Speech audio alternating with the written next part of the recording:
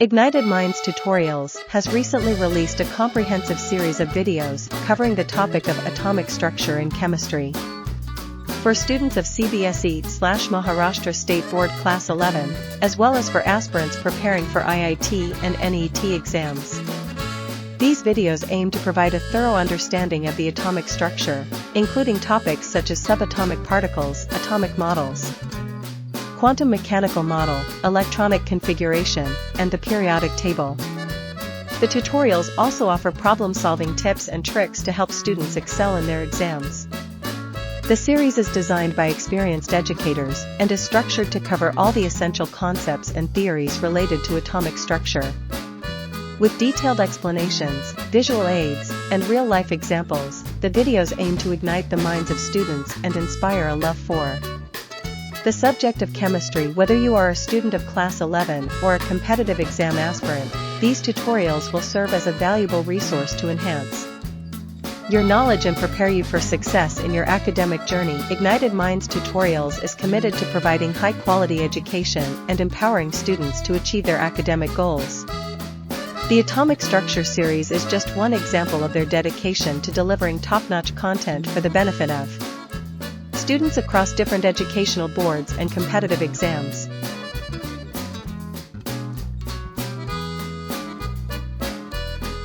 सवाल An element with mass 81, आपका mass number 81 दिया हुआ है, contains 31.7% more neutrons as compared to protons. Assign the atomic symbol. Atomic symbol मतलब क्या हो जाएगा बोलो? ये जो आपका X होता है, A, Z जो होता है वो है atomic symbol. चलिए फटाफट करना है भाई साहब इसको.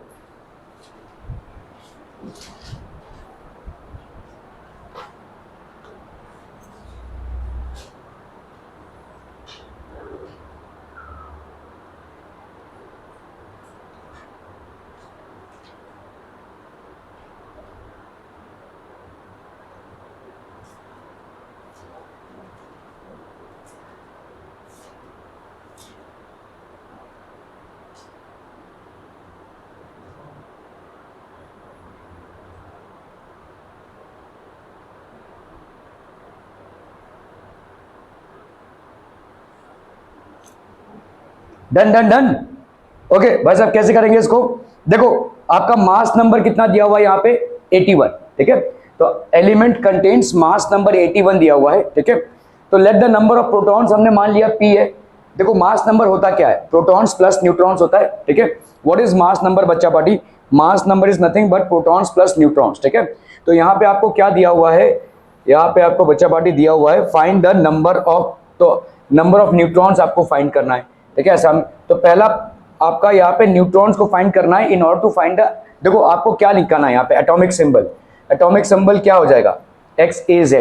ए हो गया आपका एटॉमिक मास, ए हो गया भाई साहब आपका एटॉमिक मास. और ये एटॉमिक मास भाई साहब कैसा होता है? It is the mass number of protons plus neutrons. ये हो गया आपका एटॉमिक मास. और Z है आपका क्या? Z है बच्चा party atomic number. This is basically what? Atomic number. ये हो गया प्रोटॉन्स और इलेक्ट्रॉन्स, ठीक है? तो पहले अपन न्यूट्रॉन्स को फाइंड आउट करते हैं. यहाँ पे क्या दिया हुआ है? देखो आपको मास नंबर यहाँ पे 81, तो मतलब आपको क्या दिया हुआ है? ये दिया हुआ है, ए दिया हुआ है आपको, ठीक है? मतलब इसमें आप 81 इतना तो लिख सकते हैं, ठीक है? क्लियर है? नाउ अगर आपने नंबर ऑफ न्यूट्रॉन्स या नंबर ऑफ प्रोटॉन्स को फाइंड कर लिया तो एटॉमिक नंबर फाइंड हो जाएगा. या अगर आपने नंबर ऑफ न्यूट्रॉन्स को भी फाइंड कर लिया तो भी आपका भाई साहब निकल आएगा, ठीक है? ओके तो अपन लिखते हैं भाई साहब यहाँ पे. देखो मास नंबर कितना दिया हुआ है? 81. Number of protons let's say आपने मान लिया, ये आपने मान लिया लेट्स से आपका नंबर ऑफ प्रोटॉन्स कितना है? P है. अभी यहाँ पे क्या दिया हुआ है? 31.7% मोर न्यूट्रॉन्स. तो आपका नंबर ऑफ न्यूट्रॉन्स कितना हो जाएगा? P plus 31.7 by 100 into P, है कि नहीं? The number of neutrons is 31.7% मोर. यहाँ पे दिया हुआ है देखो, इट कंटेन्स. तुम लोग बहुत डल लग रहे हो भाई साहब, थोड़ा दिमाग को चालित कीजिए, ठीक है? दिया हुआ है यहाँ पे an element of mass 81 contains 31.7% more neutrons. इसका भाई साहब 31.7% मोर न्यूट्रॉन्स है, ठीक है? As compare to protons. तो अगर प्रोटॉन्स मैंने P माना तो न्यूट्रॉन्स कितने हो जाएंगे? P plus 31.7 by 100 into P. Simple है भाई साहब, है ना? ये आपके नंबर ऑफ न्यूट्रॉन्स हो जाएंगे. और नंबर ऑफ न्यूट्रॉन्स की वैल्यू अपने को मालूम है 81. तो आपका इक्वेशन कैसे बन जाएगा? देखो P प्लस 31.7 100 प्लस P, अभी 31.7 कितना हो जाएगा 0.317 P, ठीक है। ये आ गया आपका P प्लस 0.37 P, तो ये हो गया 1.317 P। Are we understanding this people? हम 1.317 P, ये 1.37 P कितना हो जाएगा, this will be equal to how much people? हम 81, this will be equal to 81, ठीक है। तो P plus 1.317 P, number of protons, आपके number of protons plus number of neutrons, ये आपके नंबर ऑफ न्यूट्रॉन्स आ गए ना भाई साहब, ठीक है। तो आपके नंबर ऑफ न्यूट्रॉन्स कितने आ गए 1.317 P। प्रोटॉन्स प्लस न्यूट्रॉन्स होता है आपका एटॉमिक मास नंबर, तो P plus 1.317 P that will be equal to 81। तो आपका यहाँ पे कितना हो जाएगा 2.317 P इज इक्वल टू 81। तो P की वैल्यू कितनी हो जाएगी 81 by 2.317, that's approximately equal to 35, ठीक है। तो एटॉमिक नंबर आपका कितना हो गया भाई साहब 35, क्योंकि यहाँ पे आपका प्रोटॉन्स हो गया 35। तो एटॉमिक नंबर होता है नंबर ऑफ प्रोटॉन्स और नंबर ऑफ इलेक्ट्रॉन्स, इसको जरा बंद कर देंगे क्या, ठीक है। तो ये हो गया आपका 35, द एलिमेंट ब्रोमीन। आप यहाँ पे एलिमेंट अगर नहीं लिख रहे हैं तो ऐसा भी लिखेंगे तो भी चलेगा, जहां पे आपका 35 ये हो गया और 81 ये हो गया। क्या ये समझ में आया है? रिपीट टेलीकास्ट चाहिए, इज इट अंडरस्टूड और रिपीट टेलीकास्ट इज रिक्वायर्ड? देखो यहाँ पे दिया हुआ है आपको एक एलिमेंट है जिसका मास नंबर दिया हुआ है 81, और यहाँ पे बताया गया है कि आपके जितने नंबर ऑफ न्यूट्रॉन्स हैं वो प्रोटॉन से 31.7% ज्यादा हैं, ठीक है, as compare to protons. Assign the atomic symbol, मतलब आपको यहाँ पे फाइंड आउट क्या करना है, आपको एक एलिमेंट ऐसा फाइंड आउट करना है जिसका ए इधर लिखना है और जेड, ये आपका एटॉमिक सिंबल है, ठीक है। अभी एक्स में ए की वैल्यू हमको पहले ही मालूम है 81, जेड फाइंड आउट करना है। तो जेड आप दो तरीके से फाइंड आउट कर सकते हैं, या तो number of protons find out करके, या तो number of electrons. Electrons find out करने का यहाँ पे कोई संसाधन हमको नहीं मिल रहा है, हमको यहाँ पे एटॉमिक, हमको यहाँ पे दिया हुआ है number of protons 31.7% more neutrons. Neutrons भाई साहब प्रोटॉन से 31.7% ज्यादा हैं, ठीक है। तो अगर हमने प्रोटॉन्स को मान लिया P, तो न्यूट्रॉन्स कितने हो जाएंगे P plus 31.7 by 100 into P, so that will be how much P plus, ये आपके नंबर ऑफ न्यूट्रॉन्स हो गए, ठीक है। How many will be the number of neutrons, तो P प्लस 0.317 P, सो आपके नंबर ऑफ न्यूट्रॉन्स बच्चा बाड़ी कितने हो गए, दैट विल बी 1.317 P, ठीक है। ये हो गया आपके नंबर ऑफ न्यूट्रॉन्स। ये नंबर ऑफ न्यूट्रॉन्स कितने हो गए 1.317 P, this is equal to how much, this is equal to 81। So therefore P की वैल्यू क्या हो जाएगी 81 बाई 1.317, दैट इज रफली इक्वल टू 35। ये भाई साहब हो गया आपका 35। एटॉमिक नंबर कितना हो गया आपका 35, ठीक है। तो एलिमेंट क्या हो जाएगा आपका X, दैट इज 35, और ये हो गया आपका 81। Are we clear on this one people? हम समझम, okay okay okay.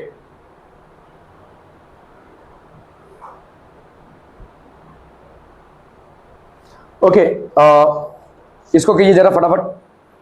An ion, ये आयन है भाई साहब, ध्यान दीजिएगा। आयन मतलब या तो पॉजिटिव चार्ज होगा या तो नेगेटिव चार्ज होगा, मतलब इसमें या तो एक दो इलेक्ट्रॉन की कमी होगी या तो इलेक्ट्रॉन्स की ज्यादा होगी, इम्बैलेंस है।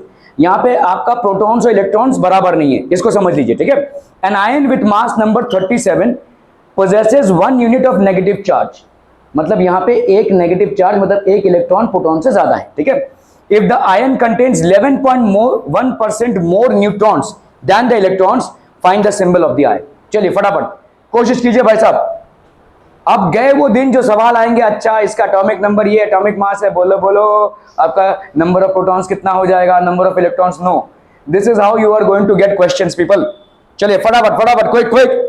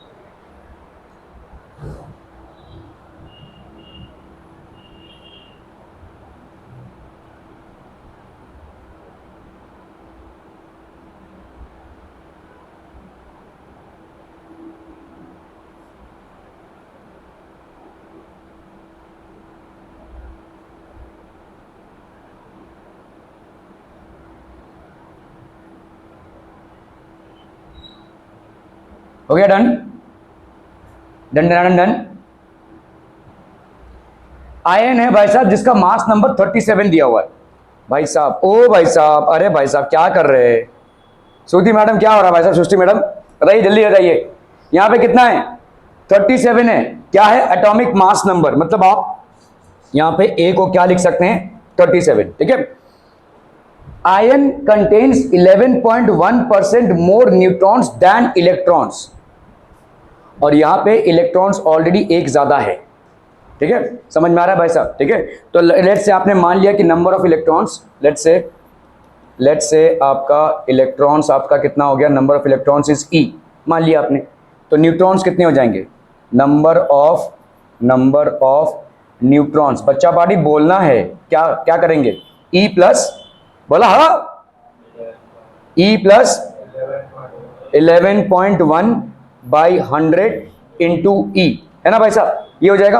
ओके, तो इसका मतलब कितना हो जाएगा? देखो 1 प्लस 0.111, है ना? ये हो जाएगा ना, इंटू ई। तो आपका कितना हो गया? बोलो 1.111 ई। ठीक है, अभी ध्यान दो भाई साहब, यहां पे आपके पास क्या है? एटॉमिक मास नंबर 37 है। एटॉमिक मास नंबर क्या होता है? प्रोटॉन्स प्लस न्यूट्रॉन्स, है ना? ठीक है, और ये प्रोटॉन्स क्या होता है? न्यूट्रल एटम में इलेक्ट्रॉन्स के बराबर होता है। यहाँ पे एक इलेक्ट्रॉन आपका ज्यादा है, समझ में आ रहा है ये भाई साहब? एक इलेक्ट्रॉन ऑलरेडी ज्यादा है, तो इसका मतलब ये जो आपने निकाला है इसमें से आप क्या करेंगे? एक्चुअल नंबर ऑफ इलेक्ट्रॉन्स कितने होंगे? अरे भाई साहब, मैं आपसे क्या पूछा हूं समझो। यहाँ पे क्या बताया गया? ये एक आयन है, इस आयन में भाई साहब जितना आपका न्यूट्रॉन्स है वो 11.1% मोर देन इलेक्ट्रॉन्स हैं। तो आपने भाई साहब यहाँ पे कैलकुलेट किया कि इतने इलेक्ट्रॉन्स फिलहाल इस आयन में है, और यहाँ पे क्या बोला जा रहा है? देखो 1 unit of negative charge extra है, तो मतलब एक्चुअल में न्यूट्रल एटम में कितने इलेक्ट्रॉन्स होंगे? नहीं, न्यूट्रल एटम में कितने इलेक्ट्रॉन्स होंगे?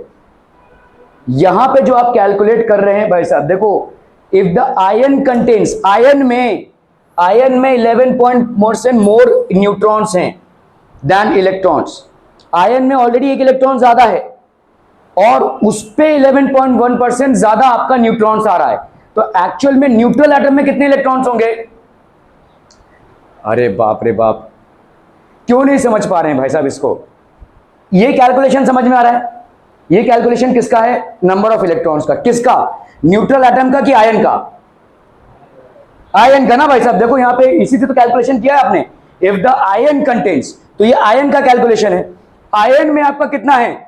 इतने इलेक्ट्रॉन्स हैं, और आपको मालूम है कि आयन में ऑलरेडी एक यूनिट नेगेटिव चार्ज ज्यादा है, मतलब एक इलेक्ट्रॉन ज्यादा है। तो मेरा आपसे सवाल यह है कि न्यूट्रल एटम में कितने इलेक्ट्रॉन होंगे? इसमें से एक को माइनस करो भाई साहब। ठीक है, therefore number of electrons in neutral atom, ये कितना हो जाएगा बच्चा बाड़ी? अरे बोलो ना, बोलो। This will B 1.111 E minus 1। ठीक है, -1, तो ये हो जाएगा आपका 0.11 ई, और यही हो जाएगा आपका क्या? यही हो जाएगा आपका एटॉमिक नंबर। यही हो जाएगा आपका एटॉमिक नंबर। ठीक है, एटॉमिक नंबर मतलब ये हो जाएगा आपका नंबर ऑफ प्रोटॉन्स। ठीक है, तो अभी आप नंबर ऑफ प्रोटॉन्स मतलब कितना हो गया? 0.11 ई ये आपका प्रोटॉन्स हो गया। ठीक है, नंबर ऑफ प्रोटॉन्स, तो आपका भाई साहब ये आप इसको पी भी लिख सकते हैं, plus protons, this will be equal to how much? कितना था भाई साहब आपका? Mass number is 37। सो आप भाई साहब यहाँ पे लिख सकते हो 1.111 P is equal to 37 protons plus इतने प्रोटॉन्स। ठीक है, क्लियर है? ओके ओके, सो आप देखो यहाँ पे mass number 37, let the number of electrons be E, तो नंबर ऑफ न्यूट्रॉन्स कितने हो जाएंगे? Obviously 1.111 E. ठीक है, तो इसमें से एक को आप माइनस करेंगे। ठीक है, e minus 1 plus this equal 37, approximately आपका आ गया 18। ठीक है, इसमें से आप एक को माइनस करेंगे। ठीक है, ई माइनस वन क्यों कर रहे? देखो इसमें से 1 को माइनस करो या ई माइनस 1 करो, एक ही बात हो जाएगी। ठीक है, तो this minus this that will be equal to 0.111 E. ठीक है, प्लस ई मतलब आपका प्रोटॉन्स। ठीक है, प्रोटॉन्स और इलेक्ट्रॉन्स तो बराबर होते हैं, तो E plus this will B, तो ई की वैल्यू कितनी आ गई? 18। Since it has 1 unit of negative charge, number of protons कितने होंगे यहाँ पे? p-1 भी लिख सकते हैं या e-1 भी लिख सकते हैं। ठीक है, तो नंबर ऑफ प्रोटॉन्स आपके कितने हो गए? e-1 that is 17। ये आपका क्लोराइड आयन है बेसिकली। क्लोराइड आयन मतलब ये माइनस में आ गया। क्या ये समझ में आ रहा है? ठीक है, okay. Find the atomic number and assigning ionic symbol. An ion with mass number 56, mass number कितना दिया हुआ है 56, contains 3 units of positive charge and 30.4% more neutrons than electrons. Assign the symbol to the ion. चलिए ये आसान होना चाहिए आपके लिए, फटाफट फटाफट, क्विक क्विक क्विक पीपल। देखो an ion with mass number, तो आपका भाई साहब एक आयन है, ठीक है, और इसमें मास नंबर कितना दिया हुआ है आपको? मास नंबर मतलब क्या हो जाएगा? Atomic mass number, it is 56, ठीक है। और एटॉमिक मास नंबर बच्चा पार्टी क्या होता है? प्रोटॉन्स प्लस न्यूट्रॉन्स होता है भाई साहब। दिस इज इक्वल टू 56, समझ में आ रहा है? Contains 3 units of positive charge, तो इसमें भाई साहब कितना है? 3 units of positive, 30.4% more neutrons than electrons, ठीक है। तो ये एक ऐसा आयन है जिसमें 3 यूनिट ऑफ पॉजिटिव चार्ज है, मतलब आपका समझ लो ये X है, तो X3+ लिखते हैं अपन, ठीक है। समझ लो जैसे एल्यूमिनियम है, तो एल्यूमिनियम का भाई साहब इलेक्ट्रॉनिक कॉन्फ़िगरेशन क्या होता है? 2 8 and 3। तो जब इसके 3 इलेक्ट्रॉन्स चले जाते हैं तो ये क्या कॉन्फ़िगरेशन अटेन करता है? Al3+ अटेन करता है, ऐसा है, ठीक है। 3 यूनिट्स ऑफ पॉजिटिव चार्ज इसमें एक्स्ट्रा है, ठीक है, ओके। अभी लेट से let the number of electrons, ठीक है, electrons in neutral state, neutral state जब इसने भाई साहब ये 3 इलेक्ट्रॉन्स नहीं खोए, let the number of electrons in neutral state be E. समझ में आ रहा है भाई साहब ये ई? ओके, तो ई प्लस कितना है? 30.4/100 इंटू ई, ठीक है, that will be equal to number of neutrons, है कि नहीं? क्लियर है? ई प्लस 30.4, यहाँ पे देखो ना आयन विथ, अच्छा चलिए यहाँ पे ना गड़बड़ है, आपका 56 ऐसे नहीं आएगा,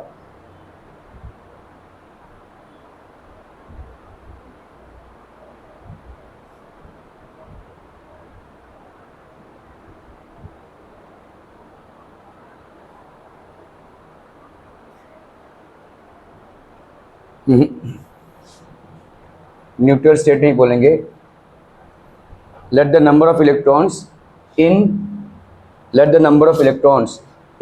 द आयन बी ई, ठीक है, ई है। तो आपका भाई साहब यहाँ पे कितना हो जाएगा? तो इधर न्यूट्रॉन्स की कैलकुलेशन कर रहे हैं। अभी देखो इलेक्ट्रॉन्स इन द आयन कितने हैं? ई हैं, और ऑलरेडी 3 इलेक्ट्रॉन्स कम है, समझ में आ रहा है? ऑलरेडी 3 इलेक्ट्रॉन्स कम है, तभी तो जाकर इसको 3 यूनिट पॉजिटिव चार्ज आया है।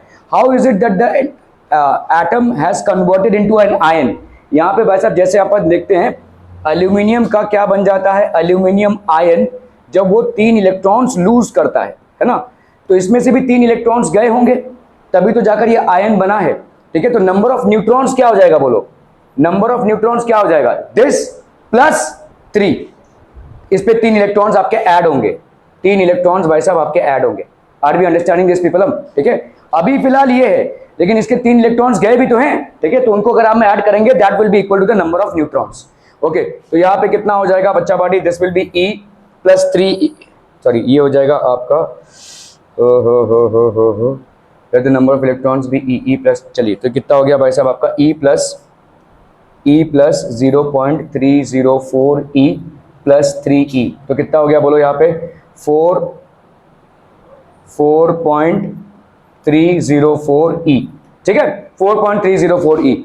अभी ये 4.304 ई ये हो गया आपका नंबर ऑफ प्रोटॉन्स, ये हो गया आपके भाई साहब प्रोटॉन्स के बराबर, ठीक है, 4.304 ई, ठीक है।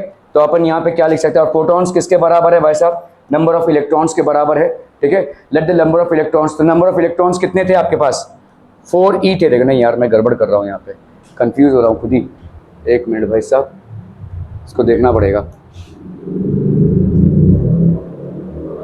तो let the number of electrons be, ठीक है, तो नंबर ऑफ न्यूट्रॉन्स कितने? हाँ ठीक है भाई साहब, ई प्लस 3 प्लस दिस, ठीक है।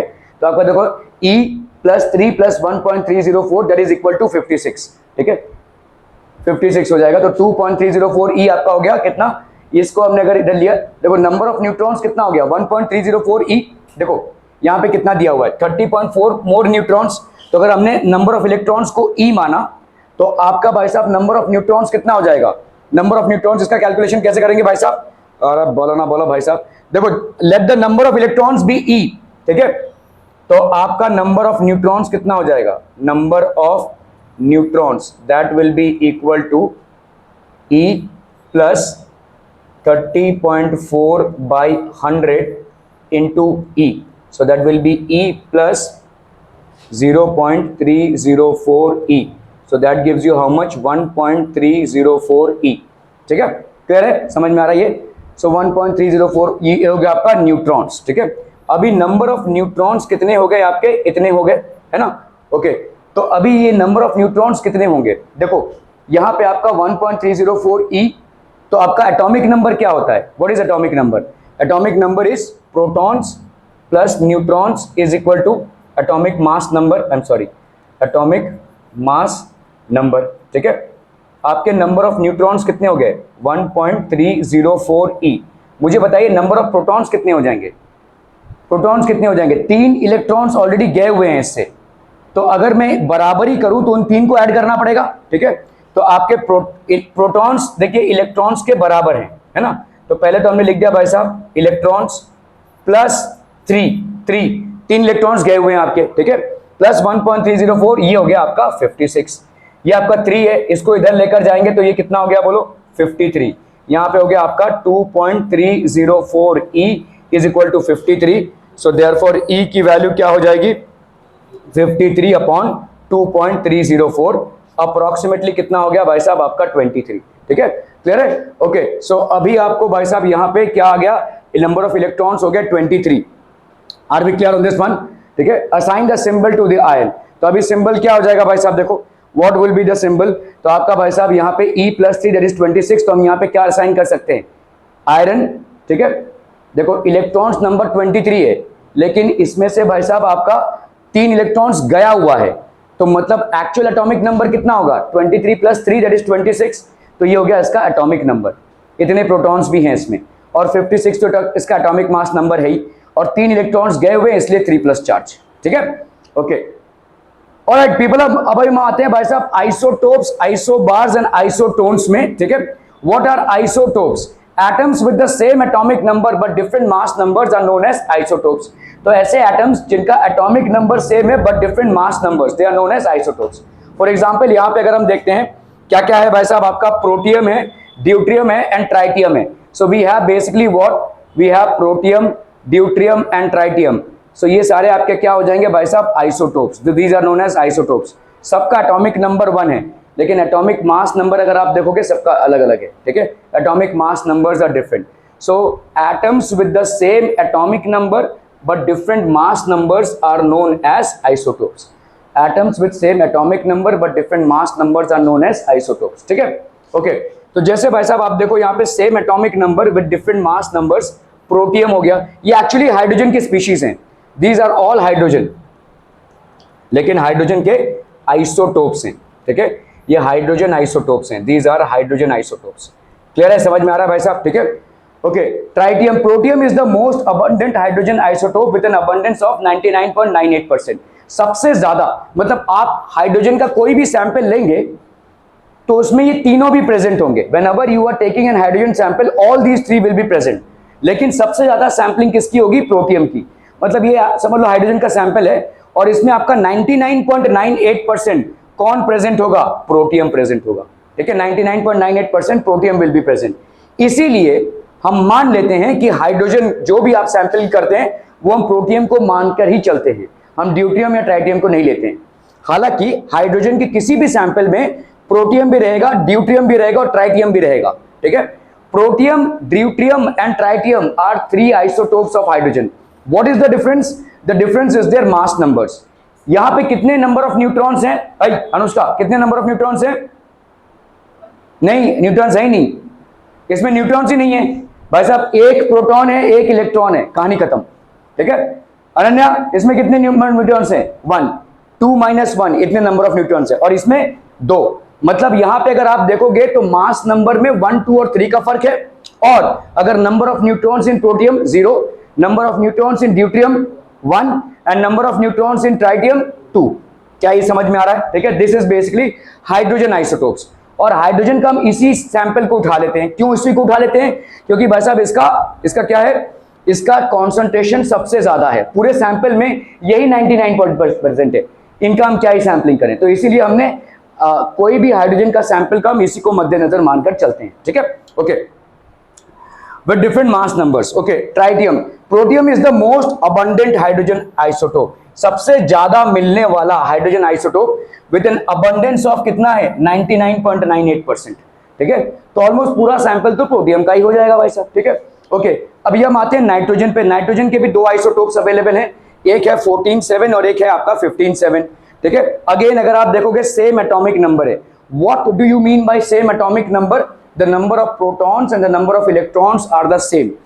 You have a difference in their mass numbers. One is having a mass number of 14, the other is having a mass number of 15. So what does it actually mean? There is a difference in the number of neutrons. यहाँ पे number of neutrons कितने हो जाएंगे बोलो? 14 minus 7, that is 7. यहाँ पे number of neutrons कितने हो जाएंगे? 15 minus 7, that is 8. So this isotope of nitrogen has 8 neutrons. This isotope of nitrogen has 7 neutrons. ठीक है? Same atomic number with different mass number. Nitrogen 14 and nitrogen 15. Nitrogen 14 is most abundant nitrogen isotope with an abundance of 99.6%. तो यहाँ पे भी हम ऐसा मान ही लेते हैं कि जितना भी नाइट्रोजन का सैंपल आप कहीं से भी कलेक्ट करते हैं, ठीक है, उसमें आपका नाइट्रोजन 14 ही है। हालांकि ट्रेसेस ऑफ नाइट्रोजन 15 भी रहेगा, ठीक है, लेकिन वो कितने ट्रेस में रहेगा भाई साहब? 0.4% रहेगा। बाकी का 99.6% तो आपका नाइट्रोजन 14 ही है, ठीक है। ओके, ऐसा क्लोरीन में नहीं होगा। हाइड्रोजन में आप देख रहे हैं ऐसा हो रहा है, आप भाई साहब नाइट्रोजन में भी देख रहे हैं ऐसा हो रहा है। तो क्योंकि इनका अबंडेंस रिलेटिवली बहुत हाई है, एक का अबंडेंस बहुत ज्यादा हाई है, ठीक है। Okay, now we come to isobars बच्चा पार्टी। आइसोबार्स क्या होते हैं? वो अभी जो क्लोरीन वाला आइसोटोप है, देखो यहाँ पे लिखा नहीं हुआ है, लेकिन just to let you know कि क्लोरीन वाला जो आइसोटोप है बच्चा पार्टी, ठीक है, क्लोरीन में क्या होता है? ये तो तुम लोग भाई साहब पढ़ चुके हो पहले भी। क्लोरीन में दो आइसोटोप्स आपके क्या हो गए? एक हो गया 3517 क्लोरीन और दूसरा है आपका 3717 क्लोरीन। इसका है 75% और इसका है भाई साहब 25%। अभी आप इसको इग्नोर नहीं कर सकते, इसलिए दोनों को लेना पड़ेगा। इसीलिए आपका एवरेज एटॉमिक मास क्लोरीन का हम लेते हैं 35.5। तो ये हो गया भाई साहब दोनों को कंसिडर करता हुआ, ठीक है। क्लियर है? समझ में आ रहा है? ये 75% है और वो भाई साहब आपका 25% है। तो आपको दोनों को कंसिडर करना पड़ेगा in order to calculate the average atomic mass, ठीक है। क्लियर है? समझ में आ रही है? ओके, तो इसीलिए यहाँ पे आपने इसको इग्नोर किया, यहाँ पे भी इग्नोर किया, लेकिन यहाँ पे इग्नोर इसलिए कर रहे हैं क्योंकि इधर भाई साहब प्रोटियम आपका 99% से ज्यादा प्रेजेंट है, यहाँ पे भी 14 नाइट्रोजन आपका 99% से ज्यादा प्रेजेंट है। Hence you are ignoring the other isotopes which are also simultaneously present in an hydrogen isotope, in a hydrogen sample or a nitrogen sample, ठीक है। Okay, now we come to बच्चा party isobars. Isobars, atoms with the same mass number A but different atomic number are known as isobars. तो आपका mass number same है। देखो यहाँ पे chlorine है 40 है, आर्गन है 40 है, पोटेशियम है 40 है, कैल्शियम है 40 है, सबके एटॉमिक नंबर अलग अलग है। आपका क्लोरीन का एटॉमिक नंबर 17, आर्गन का 18, पोटेशियम का भाई साहब 19, कैल्शियम का 20। सो इन सब में क्या है? आइसोबार्स में भाई साहब सबका एटॉमिक मास सेम, ठीक है। Atoms with the same mass number, same atomic mass number same है बट एटॉमिक नंबर अलग अलग है। इसका मतलब क्या है? प्रोटॉन्स और इलेक्ट्रॉन्स सब में अलग अलग है। Number of protons and number of electrons are different, ठीक है। क्लियर है? समझ में आ रहा है भाई साहब? यहाँ पे 17 प्रोटॉन्स या 17 इलेक्ट्रॉन्स हैं, यहाँ पे भाई साहब 18 प्रोटॉन्स और 18 इलेक्ट्रॉन्स हैं, यहाँ पे 19 प्रोटॉन्स और 19 इलेक्ट्रॉन्स है, यहाँ पे 20 प्रोटॉन्स और 20 इलेक्ट्रॉन्स हैं, ठीक है। Same mass number but different atomic numbers. Chlorine हो गया भाई साहब आपका एटॉमिक नंबर 17, आर्गन हो गया एटॉमिक नंबर 18, पोटेशियम हो गया 19 एंड कैल्शियम हो गया 20, ठीक है। जैसे अगर आप देखोगे कोबाल्ट और निकल, कोबाल्ट का भाई साहब कितना है 64 और 27, निकल का कितना है 64 28 निकल। आपको कुछ याद आ रहा है भाई साहब पीरियोडिक टेबल के पढ़ाई में? मेंडलीव ने जो पीरियोडिक टेबल बनाया था कोबाल्ट और निकल में भाई साहब, उसने क्या किया था? उसने यहाँ पे भाई साहब कोबाल्ट को पहले डाल दिया था, ठीक है, क्योंकि दोनों का देखो 64 है, ठीक है, और यहाँ पे 27 है और ये 20 है। तो एक्चुअली में कोबाल्ट पहले आना चाहिए था, उसके बाद निकल आना चाहिए था, लेकिन उन्होंने निकल को पहले डाला था और कोबाल्ट को बाद में, ठीक है। So that was the confusion. खैर, तो सेम मास नंबर और डिफरेंट एटॉमिक नंबर, कोबाल्ट 27 और निकल भाई साहब आपका हो गया 28। तो ये आपके तो आइसोटोप्स क्या हो गए? Atoms of same element having same atomic number but different mass numbers. Isobars क्या हो गए? Atoms of different elements having same mass number but different atomic numbers. ठीक है, क्लियर है? Okay, finding the number of protons and neutrons. चलिए भाई साहब इसको करना है फटाफट। Find the number of protons and neutrons in each of them. बहुत आसान सा सवाल है भाई साहब, क्विक क्विक जल्दी से करना है। हो गया? Done done done.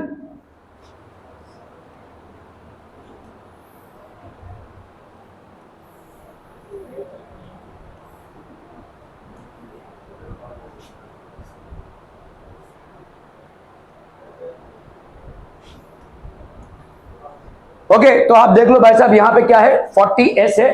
ठीक है, finding the number of protons and neutrons. Find the number of protons and neutrons in them. ये सब के सब भाई साहब आइसोबार्स हैं। आइसोबार्स मतलब क्या हो गए? They are all having the same atomic mass number. ठीक है, आपको यहाँ पे प्रोटॉन्स और न्यूट्रॉन्स फाइंड आउट करना है। How will you find it out? तो आर्गॉन का भाई साहब यहाँ पे आर्गॉन का हो गया 18, इसका हो जाएगा 19, इसका हो जाएगा 20, इसका हो जाएगा 17। सल्फर का कितना है भाई साहब? का शायद से 16 है, 32 है कि 16 है? हाँ 32 है शायद। ठीक है, क्लियर है? बताइए भाई साहब कैसे फाइंड आउट करेंगे अभी? How will you find it out? बच्चा पार्टी जल्दी से करनी है। यहाँ पे आपका देखो atomic number, number of proton, तो आपका भाई साहब यहाँ पे हाँ चलिए सल्फर का देखना था भाई साहब आपका।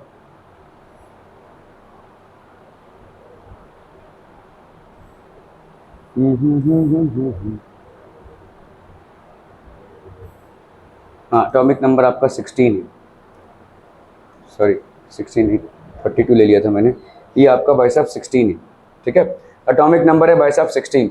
तो S का भाई साहब 40 हो गया और ये हो गया 16। आपको यहाँ पे क्या फाइंड आउट करना है? Number of protons. तो एटॉमिक नंबर आपका कितना है? 16। So therefore number of protons कितना हो जाएगा? 16। न्यूट्रॉन्स फाइंड करना है।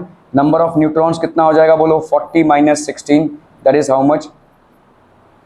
24। N की वैल्यू हो गई भाई साहब 24, यहाँ पे P की वैल्यू हो गई कितनी? 16। ठीक है, चलिए क्लोरीन ले लेते हैं। क्लोरीन में है आपका ये 40 और ये है आपका 17। तो एटॉमिक नंबर कितना हो गया? 17। ठीक है, आपका नंबर ऑफ प्रोटॉन्स कितने हो जाएंगे भाई साहब? 17 and number of neutrons will be how much? 40 minus 17 that's going to be how much हम पीपलम? 23। ठीक है, तो नंबर ऑफ न्यूट्रॉन्स आपके कितने हो गए भाई साहब? 23। ठीक है, okay we have argon. Argon का भाई साहब आपका कितना है? 18 और ये हो गया आपका 40। तो Z की वैल्यू कितनी हो गई? 18। तो नंबर ऑफ प्रोटॉन्स भाई साहब कितने हो गए? 40 माइनस 18 दैट इज 22। तो आपके भाई साहब नंबर ऑफ न्यूट्रॉन्स बोलो, नंबर ऑफ प्रोटॉन्स आपके हो गए भाई साहब 18। प्रोटॉन्स आपके हो गए भाई साहब 18। नंबर ऑफ न्यूट्रॉन्स कितने हो जाएंगे? 40 माइनस 18, सो ये हो गया आपका 32। तो नंबर ऑफ न्यूट्रॉन्स आपके कितने हो गए भाई साहब? 32। ठीक है, ये हो गया कैलियम दैट इज पोटेशियम, ये हो गया 40 और ये हो गया आपका 19। तो आपका एटॉमिक नंबर कितना है? 19। देयरफॉर प्रोटॉन्स कितने हो जाएंगे? 19। न्यूट्रॉन्स कितने हो जाएंगे बच्चा पार्टी? 40 माइनस 19। तो आपके नंबर ऑफ न्यूट्रॉन्स कितने हो गए? 11। नंबर ऑफ न्यूट्रॉन्स भाई साहब हो गए 11। कैल्शियम भाई साहब कितना है? 40। कैल्शियम है आपका Ca और ये हो गया आपका 20। तो नंबर ये आपका हो गया कितना? 20। सो देयरफॉर प्रोटॉन्स कितने हो गए आपके? 20। नंबर ऑफ न्यूट्रॉन्स कितने हो जाएंगे? 40 माइनस 20। तो नंबर ऑफ न्यूट्रॉन्स हो गए आपके कितने? 20। नंबर ऑफ न्यूट्रॉन्स हो गए आपके 20। ठीक है, find the number of protons. आपको प्रोटॉन्स फाइंड आउट करना है and number of neutrons find out करना है। So this is what you will get. ठीक है, ये सब के सब क्या हैं? आइसोबार्स हैं। क्यों आइसोबार्स हैं? क्योंकि इन सब के भाई साहब ये वाले जो numbers हैं they are all equal, atomic mass numbers are equal for them. ठीक है, however the number of protons as well as the number of neutrons as well as the number of electrons will all be different in them. ठीक है, okay okay okay, अरे okay बोला भाई साहब। Okay चलिए भाई साहब,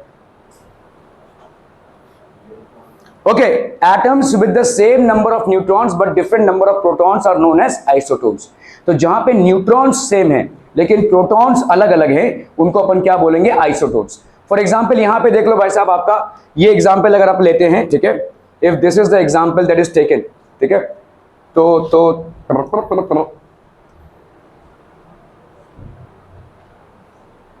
चलिए यहाँ पे देखते हैं हम, देखो कार्बन 14C वाला लिया गया है, ठीक है।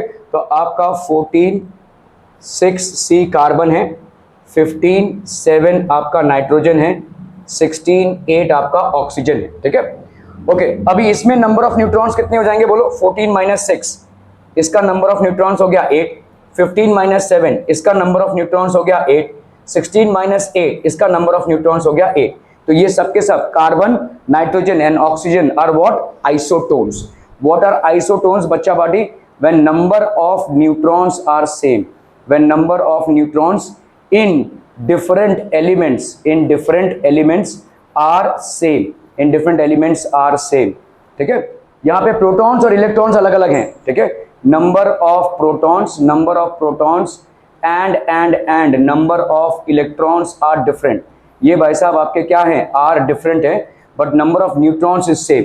यहाँ पे नंबर ऑफ न्यूट्रॉन्स आपके सेम है, ठीक है। क्लियर है? समझ में आ रहा है? ये number of neutrons A - Z is the same in all 3 atoms, that is 20 है। 20 कहाँ है भाई साहब? 8 है ना, ठीक है। Number of neutrons is same, that is 80, ठीक है।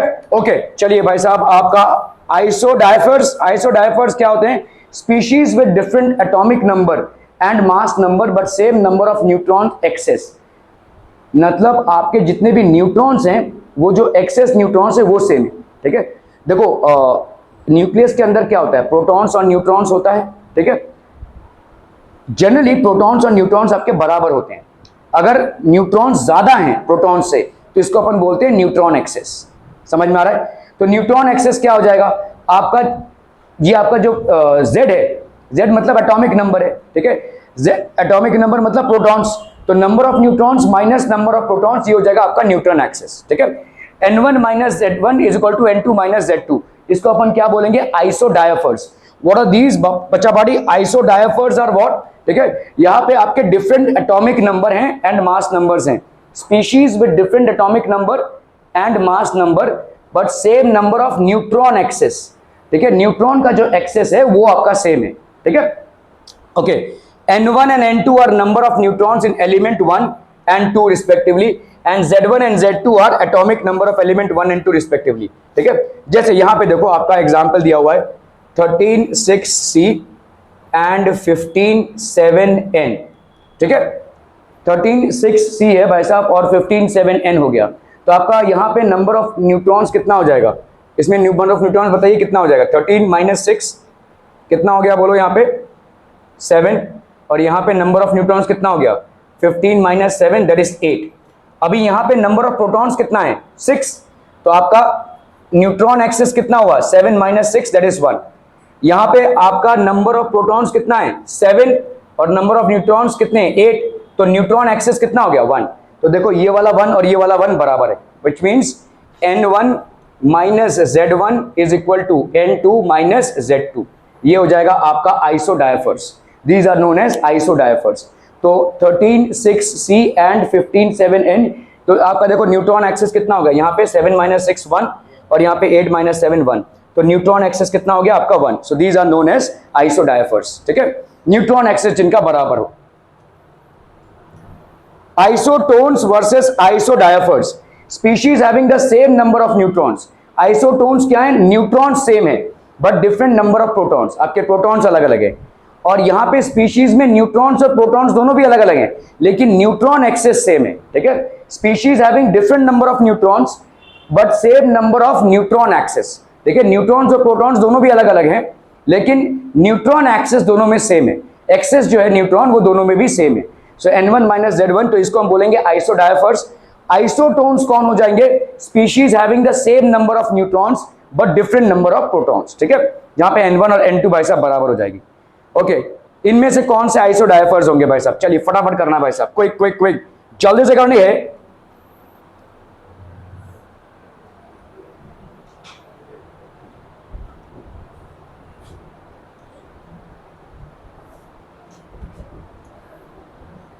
फटाफट फटाफट।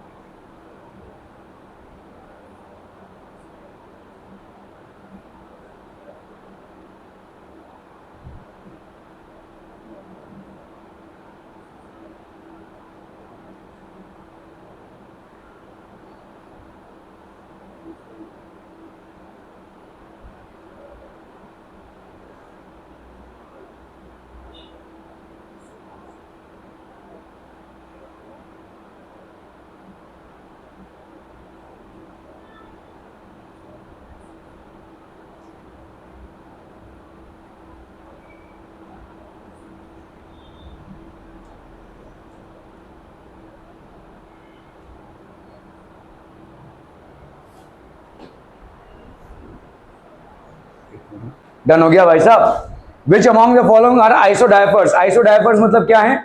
जहां पे न्यूट्रॉन एक्सेस सेम है, ठीक है। ओके चलिए इसको देख लेते हैं भाई साहब। सिलिकॉन है 1430, ठीक है। बताइए इसमें आपका न्यूट्रॉन एक्स कितने न्यूट्रॉन्स हो जाएंगे? पहली बात, neutrons will B 30 minus 14 which is how much? 16, ठीक है। प्रोटॉन्स कितने हैं भाई साहब? आपके 14। तो आपका भाई साहब यहाँ पे न्यूट्रॉन एक्सेस कितना हो जाएगा? Neutron excess will be how much? 16 minus 14 that is 2। इस पे आते हैं भाई साहब फॉस्फोरस पे। यहाँ पे कितना है? 31 15 और ये हो गया आपका फॉस्फोरस, ठीक है। तो आपका भाई साहब यहाँ पे न्यूट्रॉन्स कितने हो गए? न्यूट्रॉन्स हो गए 31 minus 15 that is how much? 16। Protons कितने हैं भाई साहब? आपके 15, ठीक है। तो न्यूट्रॉन एक्सेस कितना हो गया? न्यूट्रॉन एक्सेस हो रहा है क्या भाई साहब? ये आइसोडायफर नहीं हो पाएगा भाई साहब, ठीक है। न्यूट्रॉन एक्सेस कितना हो जाएगा? देखो 16 माइनस 15 तो ये हो रहा है आपका 1, ठीक है। तो पहले वाले ग्रुप में तो नहीं बन रहा है भाई साहब, ठीक है। पहले वाले ग्रुप में नहीं बन रहा है। दूसरे वाले ग्रुप में देखिए आपका यहाँ पे आपका है 12 6C और 14 6C, ठीक है। यहाँ पे बन ही नहीं सकता, देख के ही लग रहा है क्यों नहीं बन सकता भाई साहब, ठीक है। यहाँ पे आपके नंबर ऑफ न्यूट्रॉन्स कितने हो जाएंगे? 6। यहाँ पे कितने हो जाएंगे भाई साहब? 8। तो 8 माइनस 6 कितना आएगा? 2। और यहाँ पे 6 माइनस 6 ये तो 0 हो जाएगा नंबर ऑफ न्यूट्रॉन्स। तो यहाँ पे भाई साहब कितने हो जाएंगे? तो न्यूट्रॉन एक्सेस भाई साहब 0 है, यहाँ पे 2 है, तो ये तो हो गया ही नहीं, देख के लग रहा है। ओके चलिए तीसरे वाले पे आते हैं। देखो 234 90 थोरियम है, 238 92 238 92 यूरेनियम है। तो आपका यहाँ पे प्रोटॉन्स कितना हो जाएगा? प्रोटॉन्स हो गया आपका 90, ठीक है। ये हो गया आपका न्यूट्रॉन्स कितना हो जाएगा? 234 माइनस 90 तो इधर कितना हो गया आपका? 4, 9 प्लस 4 13, तो हो गया आपका 144। नंबर ऑफ न्यूट्रॉन्स ये हो गया आपका कितना? 144, ठीक है, ठीक है। तो न्यूट्रॉन एक्सेस कितना हो गया? न्यूट्रॉन एक्सेस हो जाएगा आपका 144 minus 90, so that will B 4, 9 plus 5 तो ये हो गया 54।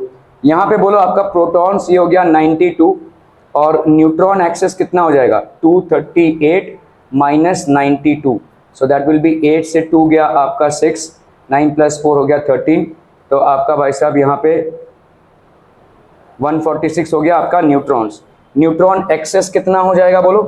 146 माइनस 92, सो 6 से 2 गया 4, 9 प्लस 5 तो ये बन रहा है भाई साहब। देखो ये 54 है और ये 54 है, so this definitely is forming a isodiaphere, ठीक है। इसको देख लेते हैं भाई साहब, निपटा लेते हैं। तो यहाँ पे आपका कितना है? देखो कार्बन दिया हुआ है, ठीक है। कार्बन दिया हुआ है 6 14C, तो आपका ऑब्वियसली नंबर ऑफ प्रोटॉन्स कितना हो गया? 6। नंबर ऑफ न्यूट्रॉन्स कितना हो जाएगा? 14 माइनस 6 दैट इज 8, तो न्यूट्रॉन एक्सेस कितना हो जाएगा? 8 माइनस 6 दैट इज 2, ठीक है। इस पे आते हैं, देखो 15 7 नाइट्रोजन हो गया ये। नंबर ऑफ न्यूट्रॉन्स यहाँ पे कितना हो गया बोलो? 15 माइनस 7 दैट इज 8, तो न्यूट्रॉन एक्सेस कितना हो गया बोलो? 8 minus 7 that is 1। Okay 16 8 O इस पे आते हैं भाई साहब, ठीक है। ओके आपके नंबर ऑफ न्यूट्रॉन्स कितने हो गए यहाँ पे, नंबर ऑफ न्यूट्रॉन्स हो गए आपके 16 - 8 दैट इज इक्वल टू 8, ठीक है। सॉरी नंबर ऑफ न्यूट्रॉन्स हो गए, न्यूट्रॉन एक्सेस कितना हो जाएगा बोलो, 8 - 8 दैट इज 0। तो यहाँ पे तो नहीं बन रहा है भाई साहब, सबके सब अलग है, ठीक है। So this is the only one which is forming it. Are we clear on this one people? हम न्यूट्रॉन एक्सेस जहाँ पे सेम होगा उसी को हम क्या बोलेंगे, आइसोडायफर्स, ठीक है। These are known as isodiaphers. Okay okay okay, अरे बोला तो भाई साहब ओके,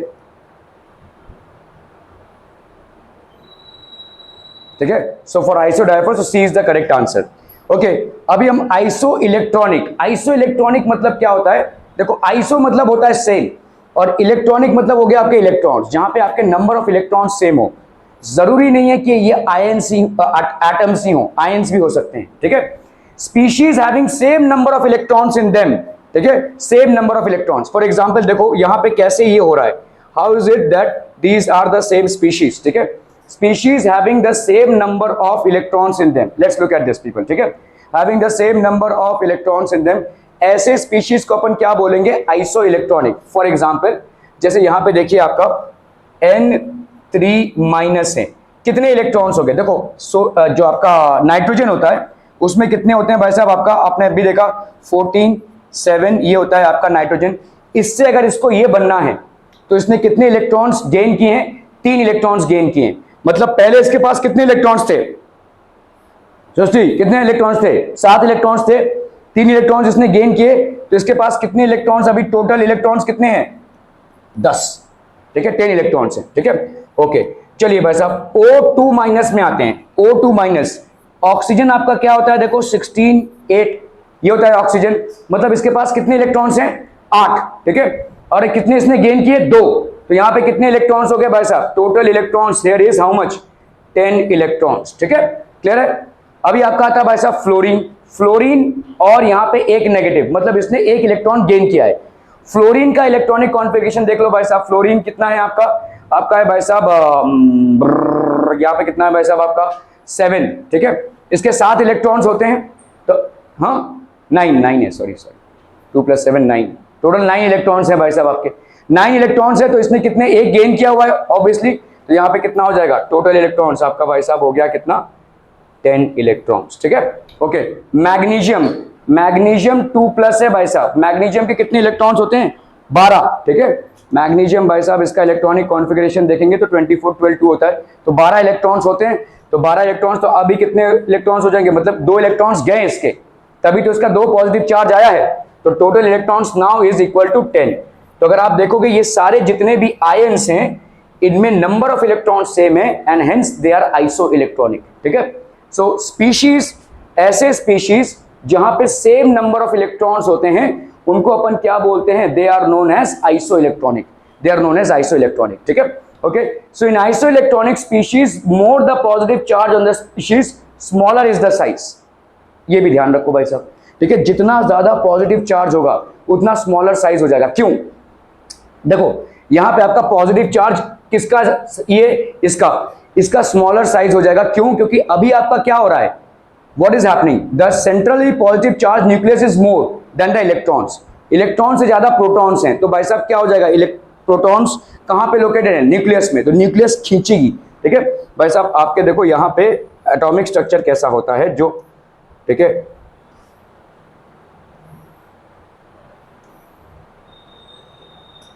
तो लेट्स से भाई साहब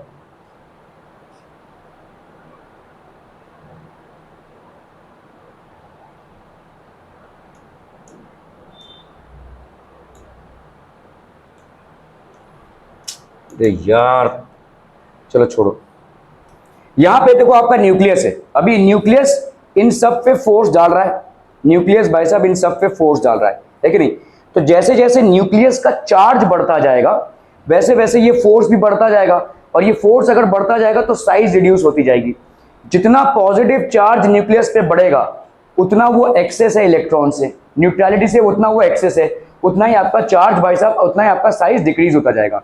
So in isoelectronic species, more the positive charge on the species, smaller is the size, and more the negative charge, larger is the size. जितना ज्यादा आपका नेगेटिव चार्ज होगा वो उतना फैलेगा भाई साहब, क्योंकि उसका बैलेंसिंग नहीं हो पा रहा है सेंट्रली पॉजिटिव चार्ज से। तो इनमें सबसे ज्यादा बड़ा साइज किसका हो जाएगा भाई साहब? नाइट्रोजन का सबसे बड़ा साइज हो जाएगा और मैग्नीशियम 2+ का सबसे छोटा साइज हो जाएगा। ठीक है, अगर आपको देखने को बोला जाए, so magnesium will have the smallest size and nitrogen will have the largest size. Why? Because आपके नाइट्रोजन में 3 एक्स्ट्रा इलेक्ट्रॉन्स हैं, जिसके वजह से ये 3 एक्स्ट्रा इलेक्ट्रॉन्स आपके 3 एक्स्ट्रा पॉजिटिव चार्ज से बैलेंस नहीं हो पा रहे हैं।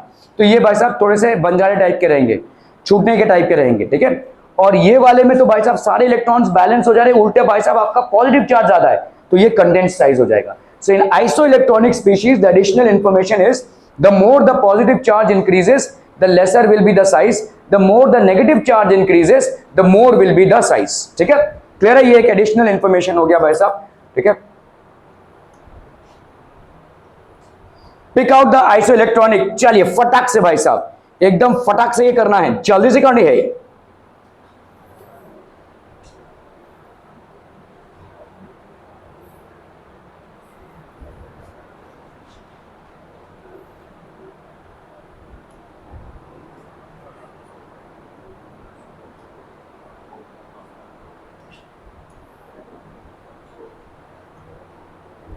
चलो चलो चलो चलो फटाफट फटाफट।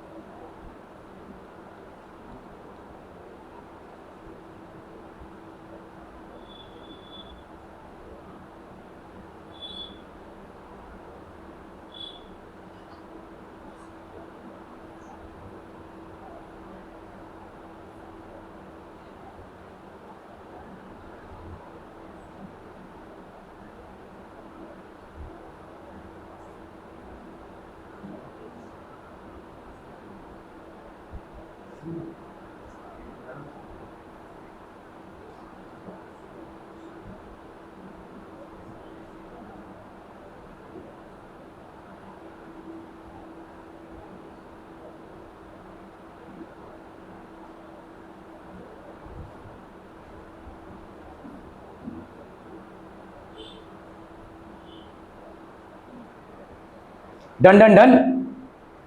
Okay, pick out the isoelectronic pairs from the following. तो आपका भाई साहब यहां पे हो गया, लेट्स से N2 है और ये है आपका carbon monoxide, nitrogen and carbon monoxide. ठीक है, नाइट्रोजन में कितने इलेक्ट्रॉन्स होंगे? बताइए बताइए, जल्दी से बताइए। हाँ, अरे नाइट्रोजन क्या होता है अभी तो पढ़ा, देखो क्या है आपका 14 7 N, 7 इलेक्ट्रॉन्स होते हैं। तो एक नाइट्रोजन एटम में कितने इलेक्ट्रॉन्स हैं? 7, 2 में कितने होंगे? 14। ठीक है, so total number of electrons यहाँ पे कितने हो जाएंगे भाई साहब? 14। ठीक है, चलिए कार्बन पे आते हैं। कार्बन का क्या स्ट्रक्चर है भाई साहब? 12, sorry, so carbon is basically 12C6। ठीक है, बताइए मेरे को कार्बन में कितने इलेक्ट्रॉन्स होंगे?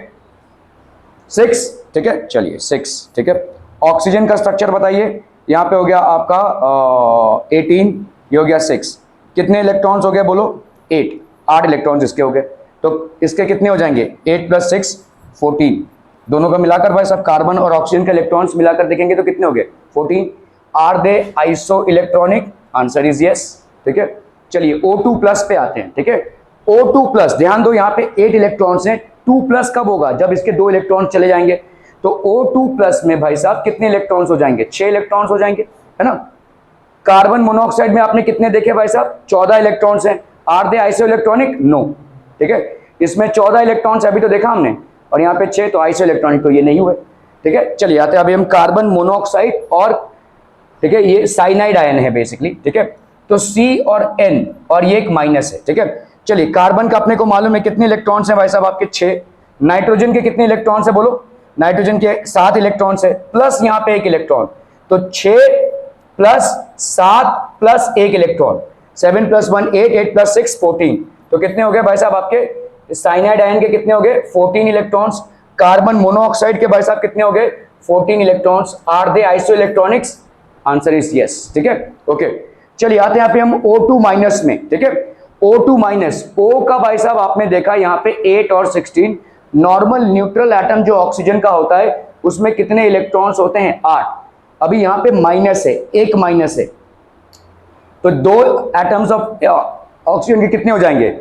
8 प्लस 8 दैट इज 16। 2 एटम्स के 16 इलेक्ट्रॉन, और यहाँ पे एक माइनस, तो प्लस 1, तो ये कितना हो गया? 17 इलेक्ट्रॉन्स। सो इसके कितने हो गए भाई साहब? 17 इलेक्ट्रॉन्स। क्लियर है? समझ में आ रहा है ये? ओके।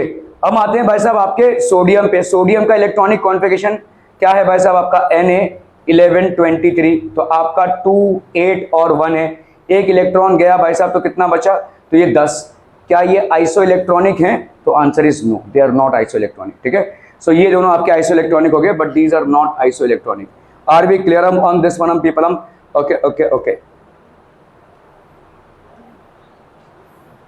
तो A and C are isoelectronic, तो आपका A और C क्या हो जाएगा? Isoelectronic, the rest are not, ठीक है, क्लियर है? ओके, चलिए भाई साहब इसको किया जाए बंद, अभी हम दूसरा चालू करें।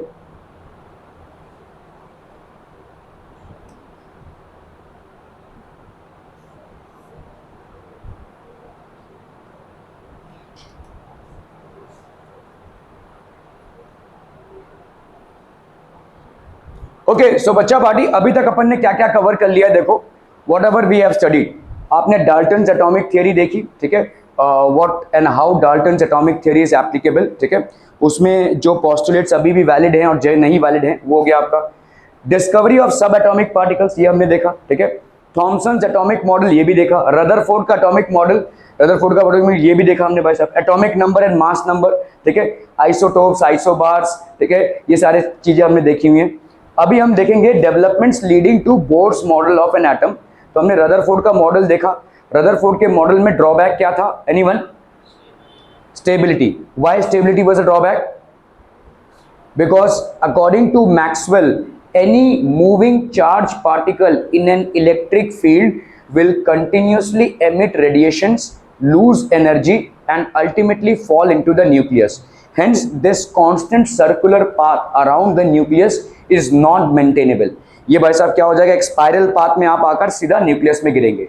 So you will follow a spiral path and eventually land up into the nucleus, ठीक है। So stability is the issue because if all electrons are falling into the nucleus, then both the protons and electrons will be destroyed and hence the existence of atom will not be possible, ठीक है। Okay, सो ये एक चीज था जो Rutherford की theory में cover नहीं हुआ। तो बोर ने आकर बोला कि भाई साहब जितने भी आपके ऑर्बिट्स हैं जहां पे इलेक्ट्रॉन्स रिवॉल्व हो रहे हैं, all those orbits in which electrons are revolving around an atom are actually made up of what? Are actually made up of stationary orbits. These are stationary orbits. So their energy levels are constant. So long as an electron is moving in a stationary orbit, ठीक है, जब तक वो stationery orbit में move करता रहेगा तब तक उसका कोई लॉस ऑफ एनर्जी नहीं होगा। It's not going to lose any energy, ठीक है, क्लियर है? समझ में आ रहा है? Developments leading to Bohr's model of atom, corpuscular theory of light, ठीक है, Maxwell's theory of electromagnetic radiation. Electromagnetic radiation होता क्या है, और मैक्स प्लैंक की जो क्वांटम थ्योरी थी। These are things that we are going to study. थोड़ा सा थ्योरी है आपका, ठीक है। Developments leading to Bohr's model of atom, तो नील्स बोर जो थे, ठीक है, Niels Bohr utilize the observations from the study of interaction of radiation with matter to improve upon the model proposed by Rutherford. Two developments played a major role in the formulation of Bohr's model of the atom: dual nature of electromagnetic radiation and quantization of energy. Now, what is dual nature? एक चीज को समझिए, ये जो light है, light जो है आपके पास कैसे पहुंच रही है? तो कुछ साइंटिस्ट का मानना है कि ये वेव मोशन है और कुछ साइंटिस्ट का मानना है कि ये पार्टिकल मोशन है, ठीक है, और दोनों ने ही अभी तक सही प्रूफ दिया है, ठीक है. So there was a branch of scientists who believed in the particle nature of light. For example people like Newton, then Newton ने कॉर्पस्कुलर थ्योरी दी थी, उसके बाद आइंस्टीन, ठीक है, फोटो इलेक्ट्रिक इफेक्ट वगैरह से। तो इन सब ने बोला कि नहीं भाई साहब लाइट का एक पार्टिकल नेचर है, ठीक है। And there was a group of scientist which believe that light has a wave nature. For example Huygens हो गए, ठीक है, यंग्स, थॉमस यंग हो गए, इन लोगों ने भाई साहब ये प्रूव किया कि नहीं भाई लाइट का एक वेव नेचर है, ठीक है। और दोनों ने एक्सपेरिमेंट्स किए और दोनों ही ग्रुप ऑफ साइंटिस्ट ने ये प्रूव किया है। तो इसीलिए आज की तारीख में हम ये मानते हैं कि लाइट का दोहरा स्वभाव है, मतलब डुअल नेचर है, ठीक है। It behaves as a wave as well as a particle, that is called the dual nature of light, ठीक है। ओके, सो लाइट बेसिकली है क्या? इलेक्ट्रोमैग्नेटिक स्पेक्ट्रम का एक पार्ट है। इलेक्ट्रोमैग्नेटिक स्पेक्ट्रम में बहुत कुछ है, रेडियो वेव्स हैं, ठीक है, आपके इलेक्ट्रोमैग्नेटिक वेव्स हैं, ठीक है। इसका एक छोटा सा पार्ट लाइट है। हमारी और आपकी दुनिया जिससे उजागर है उसको अपन बोलते हैं लाइट, ठीक है। That is a very small part, ठीक है। बाकी सब आपके कॉस्मिक रेज हैं, रेडियो वेव्स हैं, ठीक है, आपके इंफ्रारेड वेव्स हैं, ठीक है, ये सब अल्ट्रा वायलेट है, ये सारी कंपोनेंट्स आपके लाइट में हैं। All these components are there in light, ठीक है, इलेक्ट्रोमैग्नेटिक रेडिएशन के। इलेक्ट्रोमैग्नेटिक रेडिएशन में ये सारे कंपोनेंट्स हैं, जो विजिबल पार्ट है वो है आपका लाइट है ये, ठीक है। तो पूरे इलेक्ट्रोमैग्नेटिक रेडिएशन में दोनों भी चीजें एप्लीकेबल हैं, that is particle nature as well as wave nature, ठीक है। इसीलिए हम इसको बोलते हैं डुअल नेचर ऑफ लाइट, ठीक है। कॉर्पस्कुलर थ्योरी ऑफ लाइट, अभी न्यूटन भाई साहब इन्होंने लाइट में कॉर्पस्कुलर थ्योरी डाली, और इस कॉर्पस्कुलर थ्योरी के हिसाब से क्या है देखो, according to Newton light is a stream of large number of tiny particles known as corpuscles, ठीक है। तो ये कॉर्पस्कुल्स हैं जो ऐसे गिर रहे हैं भाई साहब ऐसे, और ये रिफ्लेक्ट हो रहे हैं। तो दीज आर बेसिकली पार्टिकल्स, जीते जागते पार्टिकल्स हैं जो हम देख नहीं सकते हैं, माइक्रोस्कोपिक पार्टिकल्स हैं, ठीक है। तो these particles are perfectly elastic, rigid and weightless. तो इनका कोई वेट नहीं है, ठाप टूप भाई साहब ये स्ट्राइक करते हैं सरफेसेस पे और जाते हैं, ठीक है। Okay, this theory could explain the phenomena of reflection and refraction. तो हमने भाई साहब लाइट में रिफ्लेक्शन और रिफ्रैक्शन दोनों भी पढ़ा हुआ है, ठीक है। Okay, reflection is the phenomena of bouncing back of light from a surface without getting absorb. तो रिफ्लेक्शन क्या होता है भाई साहब? टपक से bouncing back of light without getting absorb, इसको अपन बोलते हैं रिफ्लेक्शन, ठीक है। Newton could explain this on the basis of the corpuscular theory of light. According to him, the corpuscles fell on the surface and got reflected. तो भाई साहब वो actually surface पे गिरते हैं और रिफ्लेक्ट होते हैं, that is called corpuscular theory, ठीक है। Okay, refraction is the change in direction. अभी आपने पढ़ा है लाइट में क्या होता है, लाइट अगर गिरता है तो ये जो चेंज इन डायरेक्शन होता है, whenever light changes its medium, the direction also changes, because when there is a change in medium, the speed also changes, speed में भी change आता है। तो we have studied refraction और reflection, ठीक है। तो न्यूटन के कॉर्पस्कुलर थ्योरी के is the change in the direction of light passing from one medium to another due to the difference in the optical density of the media. So Newton explained that the denser medium would attract the corpuscular more strongly than the radial medium, hence causing refraction. ऐसा Newton ने भाई साहब बोला, ठीक है, reflection और refraction के बारे में। Corpuscular theory could not explain the phenomena of diffraction, interference and polarisation. ये सारे फिनोमेना कॉर्पस्कुलर थ्योरी एक्सप्लेन नहीं कर पाई, जो अल्टीमेटली वेव थ्योरी ने एक्सप्लेन किया, ठीक है। Corpuscular theory could not explain the phenomena of diffraction, interference and polarisation, ठीक है।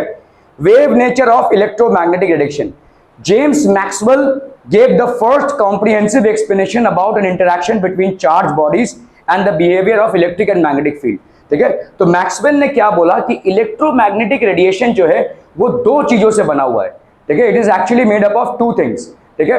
वन इज बेसिकली आपका इलेक्ट्रिक फील्ड और दूसरा है मैग्नेटिक फील्ड। इलेक्ट्रिक फील्ड ऐसे जा रहा है तो, और मैग्नेटिक फील्ड ऐसे जा रहा है, ठीक है। तो इलेक्ट्रिक फील्ड ऐसे जा रहा है और मैग्नेटिक फील्ड ऐसे रेंगता हुआ जा रहा है, both are perpendicular to each other, ठीक है। तो हमने मान लिया देखो ये आपका मैग्नेटिक फील्ड है, ये बी से हम रिप्रेजेंट कर रहे हैं मैग्नेटिक फील्ड को, और इलेक्ट्रिक फील्ड को ऐसे रिप्रेजेंट कर रहे हैं। तो light is a part of electromagnetic radiation, मतलब लाइट की एक इलेक्ट्रिक फील्ड भी है और मैग्नेटिक फील्ड भी है, and both are basically mutually perpendicular to each other.